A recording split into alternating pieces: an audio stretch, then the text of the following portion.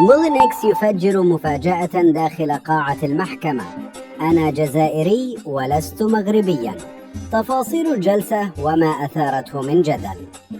شهدت محكمة الاستئناف بمدينة طنجة خلال جلسة التحقيق الأخيرة في ملف المتهم المعروف إعلاميا باسم مولينكس تطورا لافتا بعد إدلائه بتصريح أثار الكثير من التساؤلات داخل الهيئات القضائية ووسط الرأي العام، بعدما قال أمام القاضي: أنا جزائري ولست مغربي.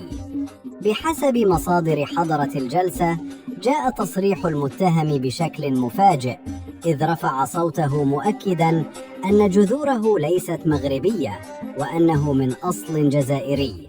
هذا الموقف دفع القاضي إلى مطالبة هيئة الدفاع والنيابة العامة بالتثبت من المعطيات الجديدة وتسجيلها في محضر الجلسة باعتبارها تصريحاً جوهرياً قد يرتبط بالاختصاص القانوني ومسار الإجراءات.